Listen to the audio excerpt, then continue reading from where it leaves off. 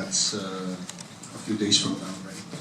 All qualified government employees will receive their year-end bonus tax-free. That is equivalent to 1 month basic salary and a cash gift of 5,000. And this is the subject of the guidelines issued by DBM under Budget Circular number 2016-4. Under the 2017 budget, the DBM was allocated 32.8 billion for the year-end bonuses and 6.9 billion for cash gifts. Second, I'd like to give an update on the latest fund allocations and budget releases for the rehabilitation of Marawi City. Last October 30, the Office of the President approved the 14 billion peso augmentation of the fiscal year 2017 National Disaster Risk Reduction and Management Fund. This is a fund for calamities, and we found some savings, and we augmented that fund by 14.5 billion. So we have enough money to take care of the few weeks left of 2017. Agencies are now expected to submit the respective budget execution documents to support the release of such funds, especially for the budgetary requirements of what we call pre-post conflict needs assessment, inclusive of housing, health and social welfare, business and livelihood, peace and order and information management, and strategic communication support. This week, we have also released around 3 billion pesos to DSWD to cover continuing relief efforts and a cash for work program, enlisting residents in reconstruction, rehabilitation work, and around 195 million to DPWH to cover funding for quick response, transitional shelter, and various evacuation centers in Marawi City. Prior to these releases, an amount of around 495 million sourced from the Quick Response Fund of various agencies had already been spent for evacuation and relief of internally displaced families and persons in Marawi City. Now, the leadership of the Task Force Bangon Marawi, as you know, has also been transferred to the Housing and Urban Development Coordinating Council from the Department of National Defense, indicating the start of a thorough reconstruction period for the newly liberated city. Finally, I would like to read a statement I prepared in light of the recent Commission on Audit report on the sectoral audit of the Malampaya Fund. All right, the COA report covers the releases that the Department of Budget and Management made to various implementing agencies, or what we call IAs, during the period January 2004 to May 2012, involving 184 special allotment release orders, or SAROs. So, as you know, this happened not during my watch, okay? It happened during the Arroyo and the Aquino watch. The COA report focused primarily on compliance by the DBM with existing laws, rules, and regulations on the release of SAROs, the notice of cash allocations to the different IAs out of the Malampaya Fund. The Malampaya Fund was created as a special fund under Presidential Decree number PD 910 that was during the term of President Ferdinand E. Marcos on March 22nd, 1976. The fund was initially set up to help intensify, strengthen, and consolidate government efforts relating to the exploration, exploitation, and development of indigenous energy resources vital to economic growth.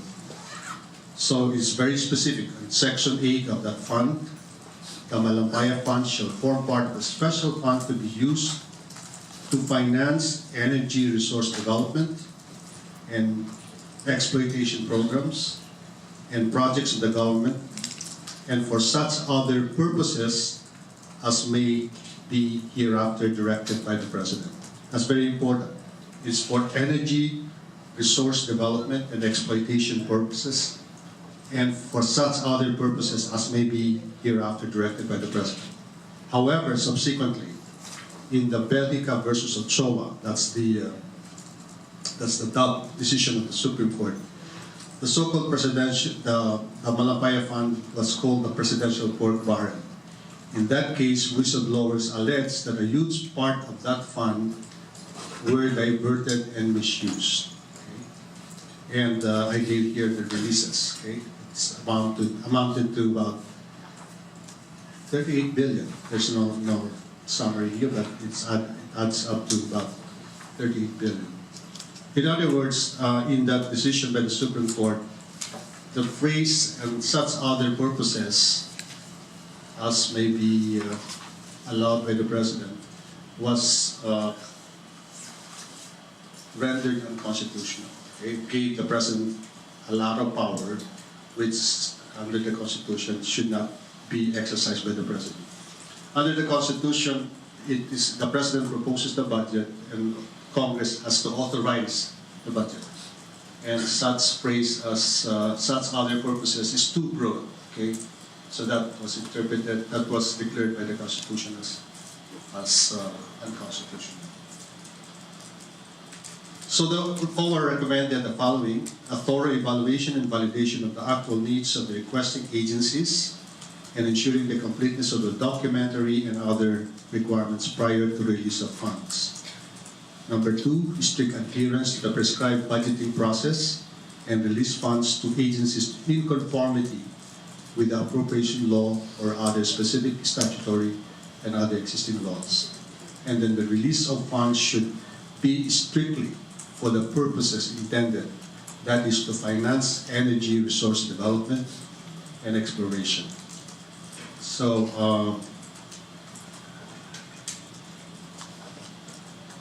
as I mentioned, the Supreme Court decision effectively limits the purpose for which the Malampaya Fund may be used to finance energy resource development and exploration, and for no other purposes. I think it has a balance. The fund has a balance right now about close to 200 billion pesos. Right? That's the current status of the fund. All right, any questions at this point?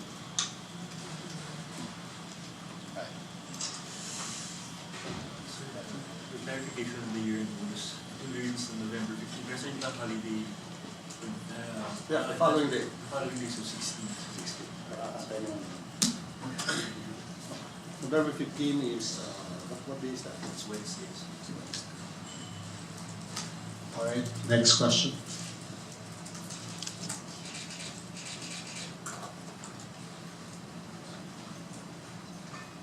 Yeah, TV.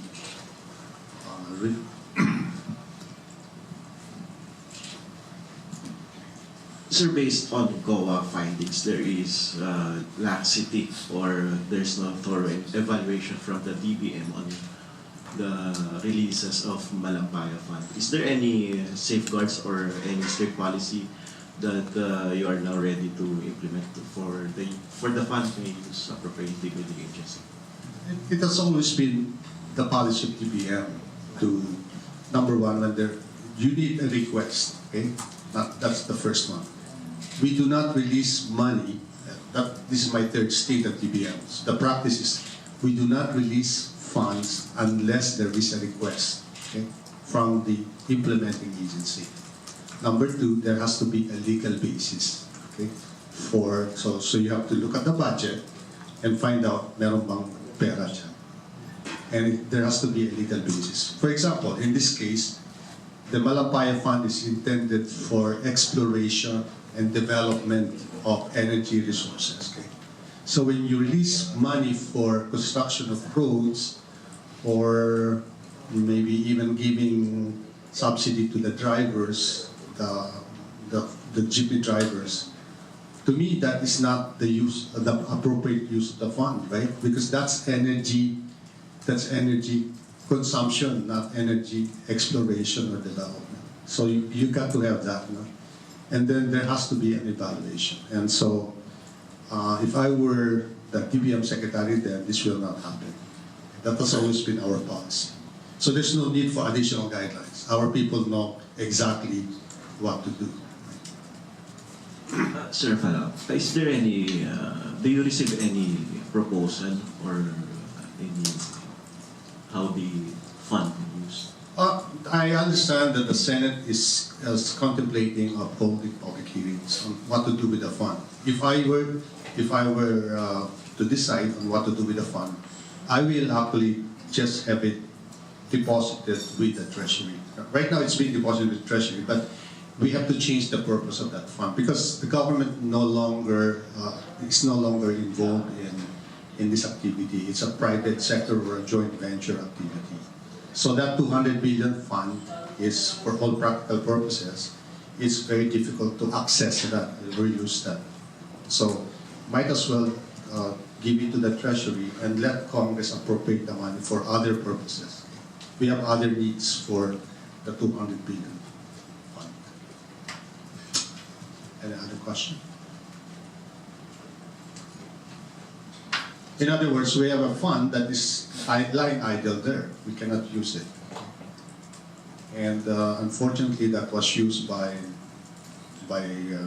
President Arroyo and President. Sir, sorry, I don't know if you've mentioned it already. Pero yung Malampaya funds na yun, sir, when you looked at it, meron ba talaga dun, sir, nagamit na hindi dapat sa...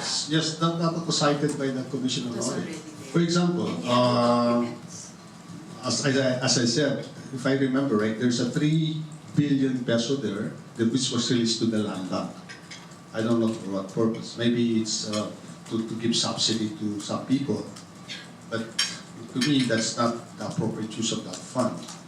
There's some money there that's used to buy naval vessels. So that's a stretch. Presumably the vessels will be used to man the pipeline. Okay.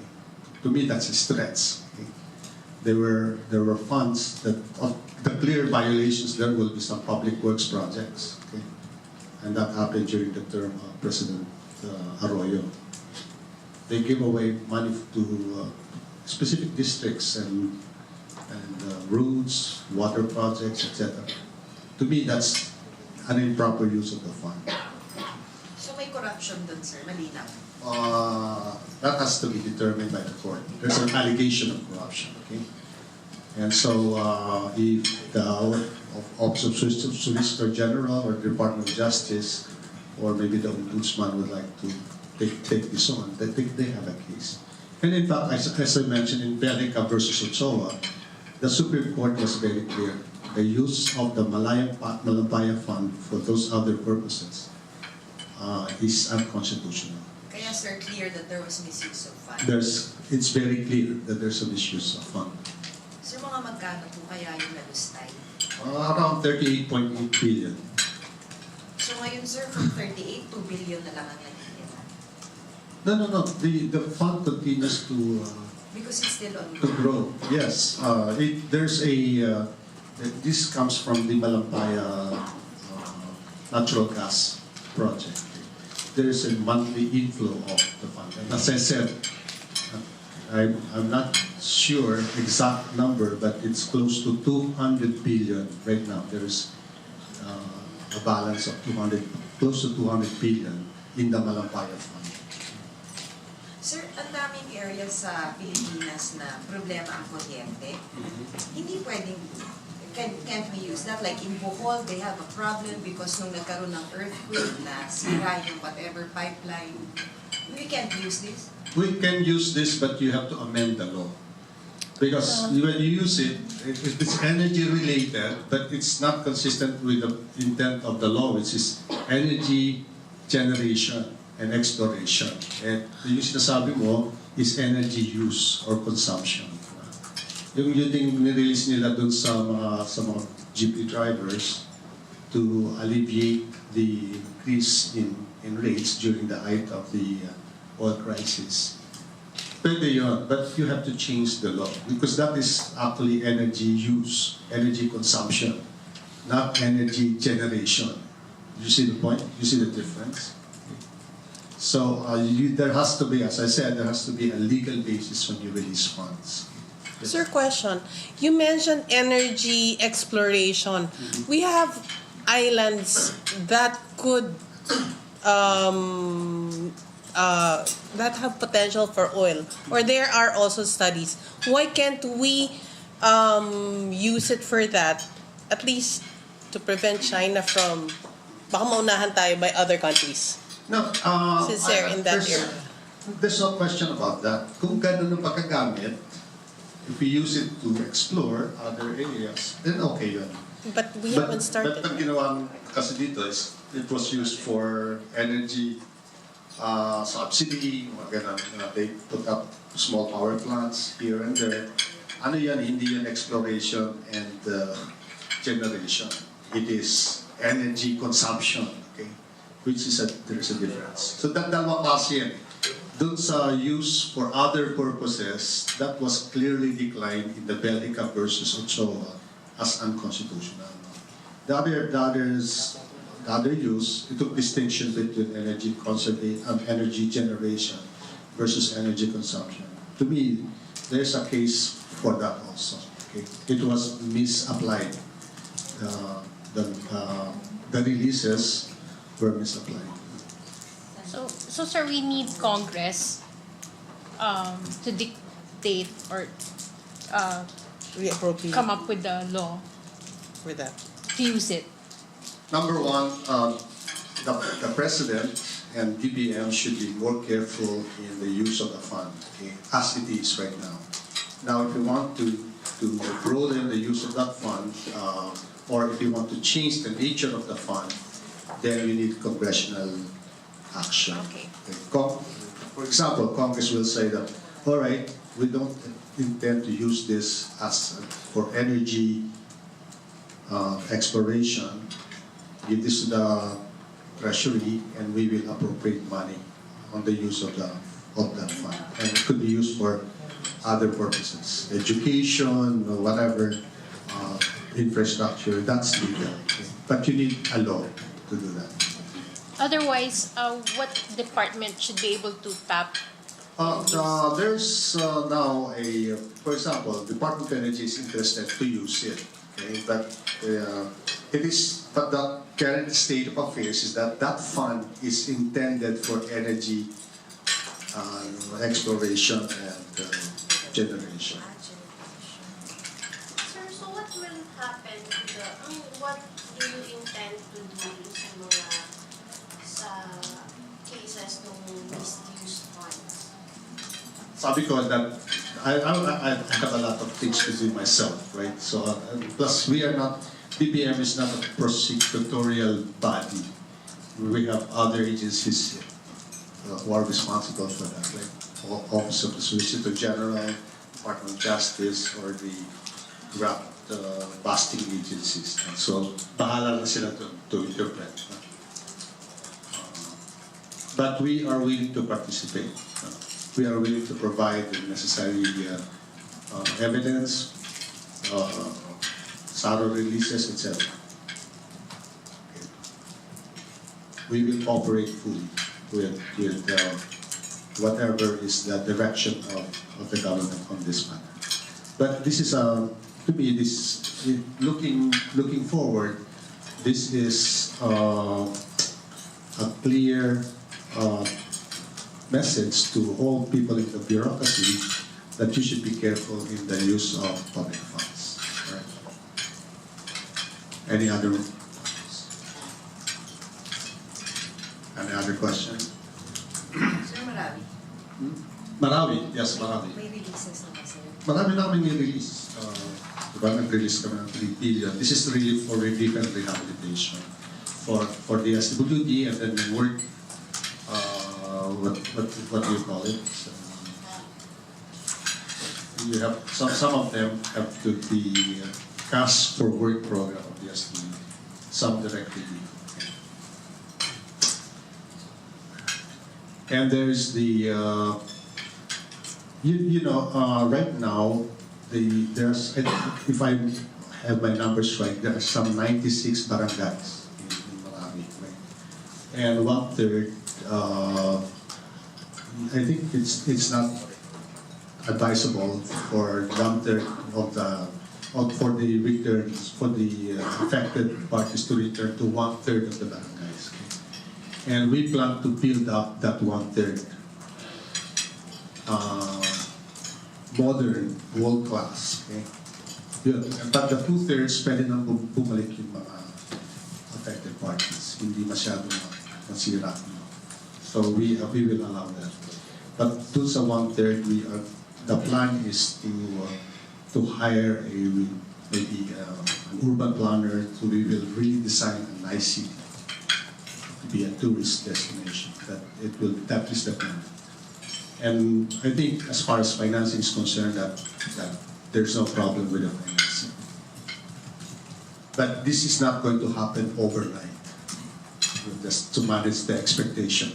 You cannot rebuild it in a few months. It will take maybe a few years. Okay.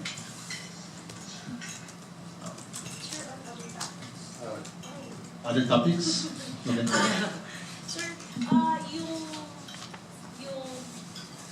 binayad ng PAL sa kanilang tax divisions, would it be used, will it be particularly used for education, I mean SUCs, and will this enable the SUCs that to be removed some budget cuts?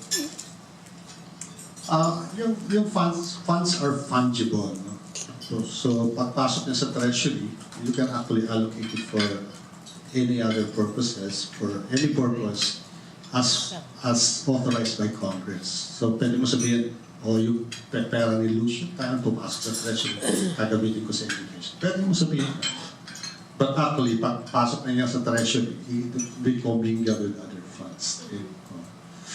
Actually, ang medyo circuitous pa yun. I think binayad yun sa, hindi naman sa national government directly, di ba? It is paid to CAAP or what? And then they will have to declare it as a dividend or part of it. No? And then you papasok the treasury. But it will need to be appropriated by Congress. So hindi na pwede sabihin na, pera na ito, binigay ni Lucio Tan, gagamitin sa education. There has to be an appropriation by Congress. And that is also true with that sa Mighty. In the case of Mighty, I think we got something like 30 billion. Plus whatever is the proceeds from the Mylong Island. Mylong Island, the tower. That stretch of properties, so Makati. Any proceeds from there can also be used by the government. We intend to sell it, pero hindi yung one time. Sir, yung might ko lang, pero sinabi na ni Presidente that it will be used for marami lang. Well, yes, sabi ko nga, funds are fungible. Pagpasok na sa treasury, pwede mo sabihin, gagamitin namin that 30 billion, di ba? Mighty. But, the requirements of education is almost 700 billion. For DepEd lang, around 600 billion na yun. Plus yung SUCs pa. So, it could be used as a component of the total budget for education. You can say that. But as I said, the Constitution says that the money has to be appropriated by Congress first. Sir, pwedeng balikan lang sa Sir Malampaya. Okay. Sir, if you have documents there, nakita sir kung saan dumaan yung mga documents, do you still have a staff or employees in the DBM na kasangkot dun sa was there that kind of corruption or sa tingin niyo sir, nagkamali lang ba ng paggamit o talagang may nirelease, may tumaan, pinalusot yung pera, yung ganong klaseng corruption sir, tapos may mga taga-DBM pa na nandun? Ilang bang saro ngayon? There are some 175. Is that correct?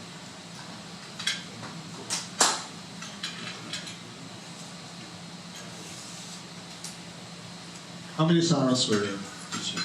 Anybody? Adrian? 180%. 180. Yeah, each transaction, matitrace mo yan.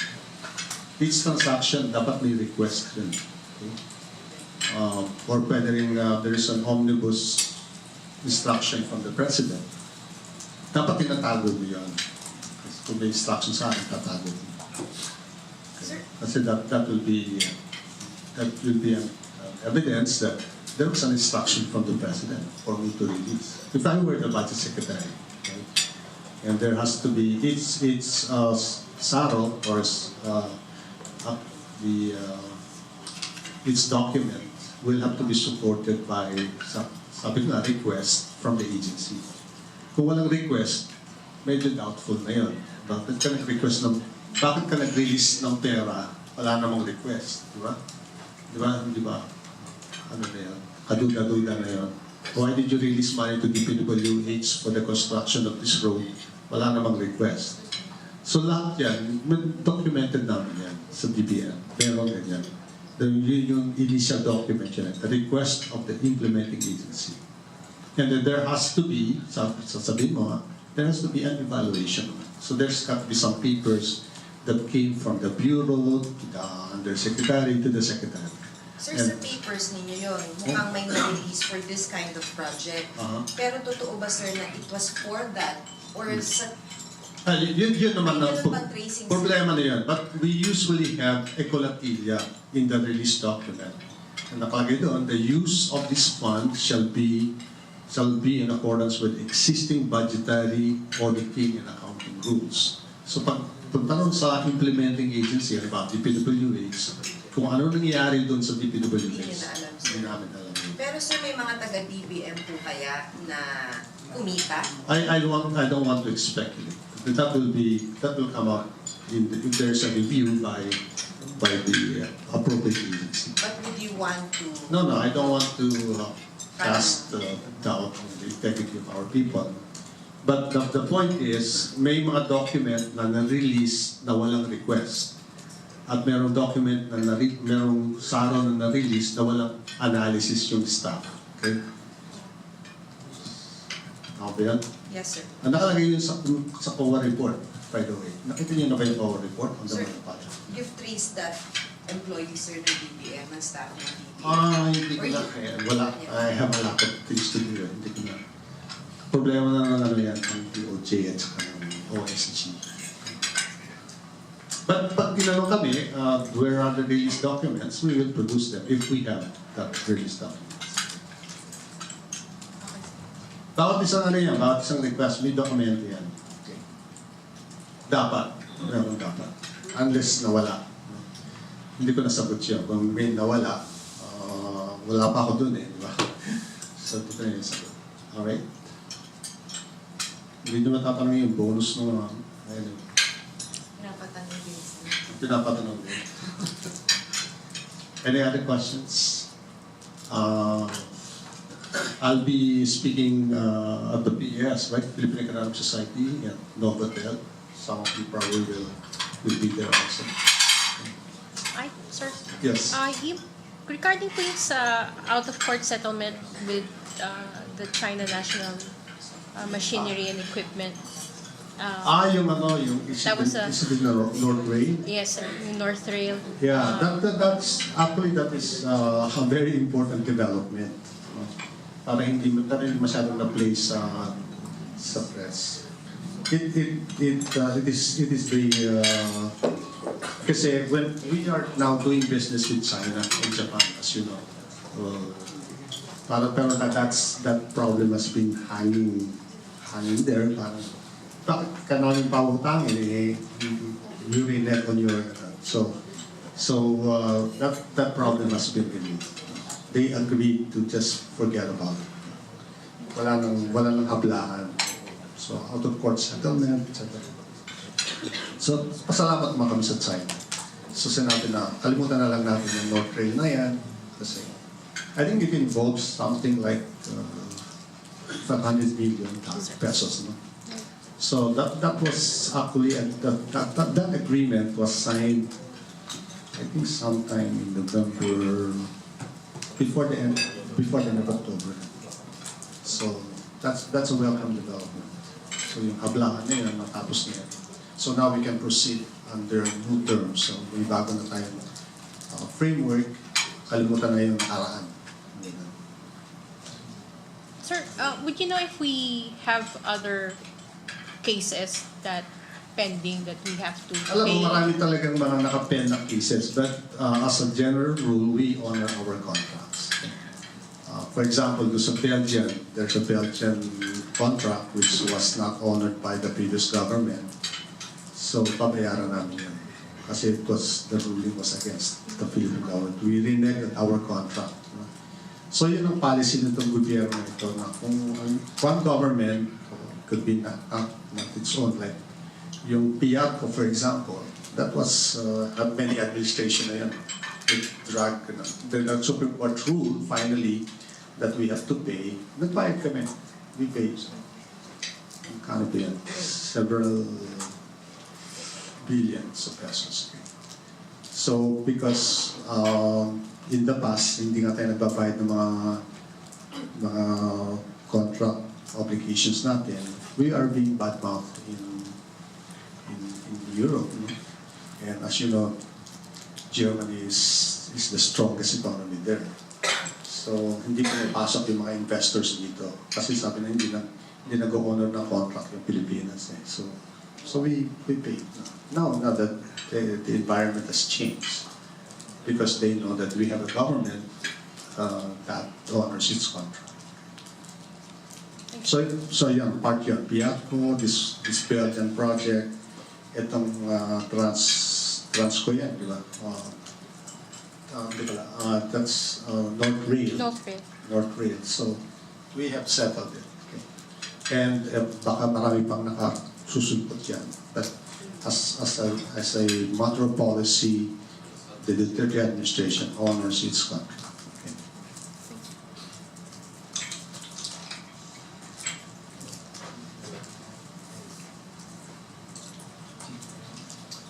Other questions? I think be related dito. No, yung question. Sir, kahapon, kasi di ba sabi niyo nagre-negosyo tayo, we have good with China. Parang may nabanggit si Presidente kahapon yung Marines, na he wants to take up something with China, na may parang bahid ng Let's not speculate. Siya na lang tanongin yun. is this going to affect anything? No, ang policy natin, we want to be friends to all, no? Enemies to none. No? So, yun naman ang policy natin. Kasi all through these, siguro, 100 years na ba? 19, parang gano'n lang tayo eh. US-centric tayo eh, gano'n. Now we want to be friends to Russia, we want to be friends to China, Japan, etc. So, friends tayo lahat. Friends natin ng ASEAN, wala tayong kalaban. Which should be the case. If you're an independent republic, hindi ka naman pwedeng kung ka lang nakaputok sa. Marami naman kasi hindi ko alam kung ano sinabi namin. Alright, other questions? Yes, sir. Saan po ba hugutin talaga yung yung double salary ng mga uniform personnel? Inulit niya po yung kahapon.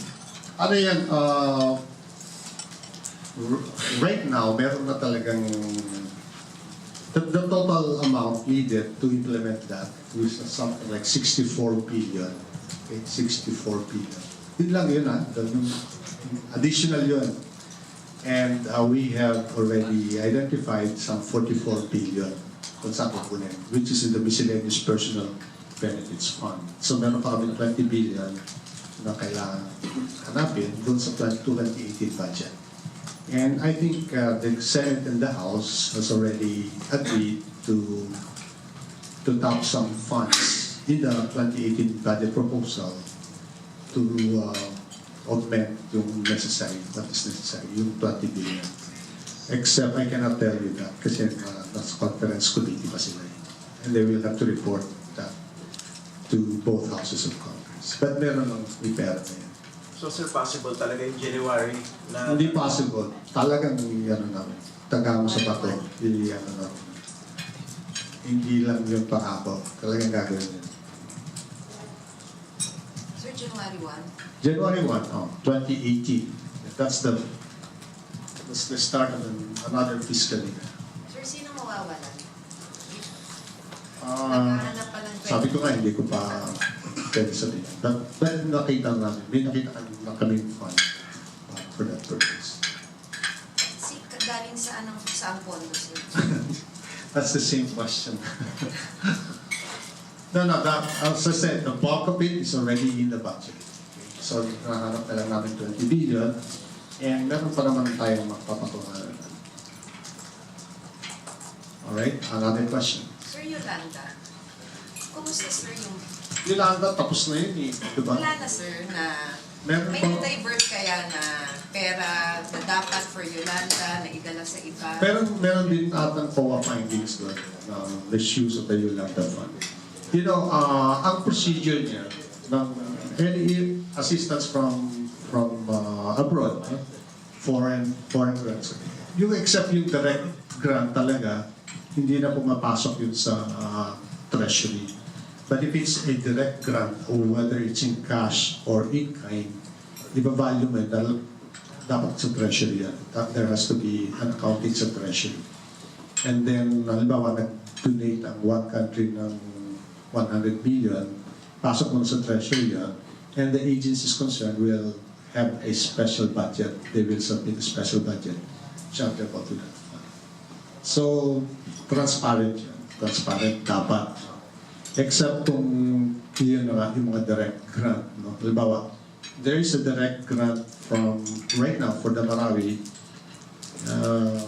if I remember right, $25.5 million for equipment. Equipment lang yun. In-kind yun from China. 25.5, that's more than ₱1 billion worth of equipment. Yung part of it has already been delivered. Naroon na sa iligan. So, yun, ina-account din sa treasury, of course. Other questions?